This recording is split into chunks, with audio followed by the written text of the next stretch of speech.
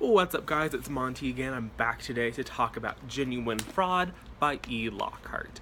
In my May TBR video, I believe I said that this book was like 230 some odd pages, and I was nervous because writing a thriller mystery thing in 230 odd pages didn't seem like maybe the best idea an author had ever had in their life.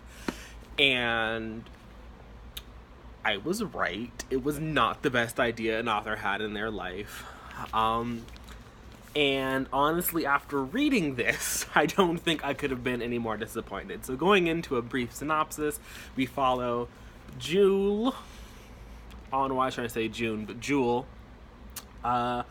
She deals with the novel starts off with her on the run in Mexico, and we kind of get why she's on the run in Mexico, how she got there, and that's literally it. We literally get what I think is half the story. There's a lot of stuff that's revealed in the book, like, you know, how she got to Mexico and such. And with every revelation, I was just like, really? Like, that's what happened? Like, that was your big idea? That's what you wanted to do with your life? And then at the end, when we have the entire story, or what I think is really half the story,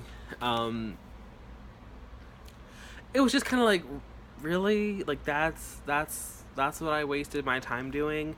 And I have to say, I could not get into this book. I did finish it. I did read the whole thing. But about 50 pages in, I had to go onto Hoopla and download the audiobook because I couldn't read it. Like, I just could, like, the writing style wasn't bad. It just, maybe I'm just addicted to audiobooks. Like, I find them enjoyable in a way. Like, it's like the story's being read to you. It's nice. It's fun. But this writing just wasn't for me. The audiobook was better. So if you do want to read this, I would recommend that.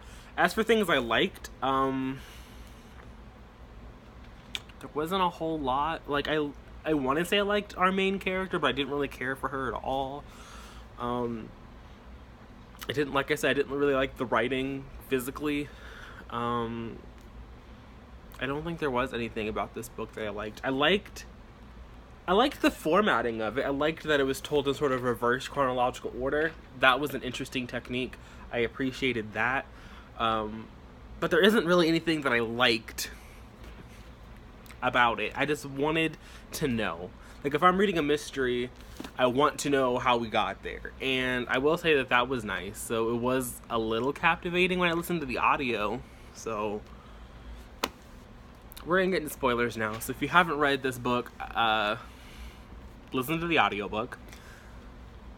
Go read We Were Liars. I haven't read that book, but it has much better reviews than this. So I'm going to hope that it's a better book. There's a sample at the end of it in this book, but I didn't read it, so I don't know.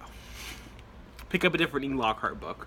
Don't pick up this one. So spoilers. So we have our main character. I'm gonna set it down now. We've seen the cover. We know what it looks like. We have Jewel, who is 18 years old. It's never really explained how. There were two different variations on the story that we got of Jewel's background. We got that she's a liar, and so we get the first story we get is like she was kidnapped and like her parents were shot dead or something, and like that's the story she invented. And at the end of the novel, we find out that her mom was just like trailer park trash, and she learned accents by watching television, and then she became like a physical trainer, and somehow that led to this like kick-assery where she could steal people's identities and become this master forger and illusionist that were just bad. Like, it was bad. Like, this book is definitely thriller, mystery things for beginners, for teenagers. Like, if someone told you they were going to write a thriller for teenagers, and you had, like, a bad idea in the back of your mind, like, oh, that might not turn out so great, like, that could be really bad, that's what this book is.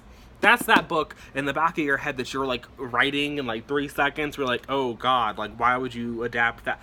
This is that book. It's not a good mystery thriller, and I think that it was written to be aimed at young people, and I think that's the real problem. Like, this wasn't crafted to be a good story. It was just a bad story. Like, in the story, Jewel is 18, but she's like the most like worldly, like master criminal person in the universe, even though we find out at the end of the novel that she sort of stumbled into this whole thing on accident because she was misrecognized as someone that Imogen knew, and then she became obsessed with Imogen, and then she killed Imogen, and then she killed Imogen's friend Catherine or something, I don't remember her name, sorority girl, just because sorority girl knew that something was going on. And it was just like, she killed 2 people on accident, stole $8 million, and got away from the police, like, because she's that boss. No, nothing in this book led for that to be believable. To read this book, you have to suspend your disbelief so far that it snaps. There's no getting it back. It's gone. It is thrown out the window. And I think what really killed me was, throughout the whole novel, you're led to believe, or at least I had this impression, that they had known each other for, like, a long time. Like, they had this, Imogen and Jewel had this foundation for their friendship, and that's why they were like this. But it turns out at the end of the novel, they'd known each other for, like, 2 months, maybe 3 months, and in that time, Jewel had become completely obsessed, and it didn't make any sense, because I was like, I mean, I get it, she has money, like, that's nice, she has this nice house, and it was just weird. Like, it was, to become that obsessed with somebody that you didn't know was just odd to me. Especially when she was only there because Imogen's mom was, like, paying her to be there. It was like, you're not even, like, you didn't even, like, stumble across these people on your own and befriend this person on your own. Like, you're literally being paid to befriend them, and then you become obsessed with them, and then they go on vacation with you, and you hit them over the head with a paddle and kill them and leave them in the middle of the ocean. It was just, and then you steal $8 million? Like, what? Like, the whole thought process never made sense. And then for her to hate Forrest, Imogen's boyfriend, when I found out that's how she met Imogen, and I had to think back onto the rest of the book on how she was hating on Forrest for the whole time, I was like, how can you hate on him? Like, how was he bad for her? Like, there was no point where he was bad for her. Like, no point in the novel. Nowhere. Nowhere to be found. And then to continue to play Imogen's mom after you know what happened. It was just, like, once you get to the end of the book, the whole beginning of the book is just trash, and you're like, why would you do that? And it's not even like I hate the book because I hate Jewel. I hate Jewel because nothing Jewel did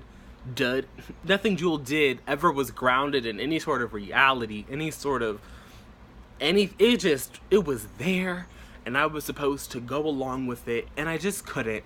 I think if this book had been longer, if it had been written to be a good thriller, a good mystery, a good book, I would have enjoyed it. But it wasn't written to be any of those things. It was written to be short, it was written to be the lowest common denominator, and it just, there was no redeeming quality that I found in this book. If you're going on a flight, a road trip, the audio is compelling. It's not the best audiobook I've ever listened to, but because the book is so short, the audiobook is only like 7 hours. So if you have that on like 1.5, 2 times speed, you know, it's a little bit shorter than that. So yeah, again, I don't recommend this book. I guess if you're a really big fan of E. Lockhart, you might like her more than I did. As an introduction, this wasn't a good one, and I have no interest in reading anything else by her. So those are my thoughts on Genuine Fraud. If you've read this book, let me know what you think down in the comment section below.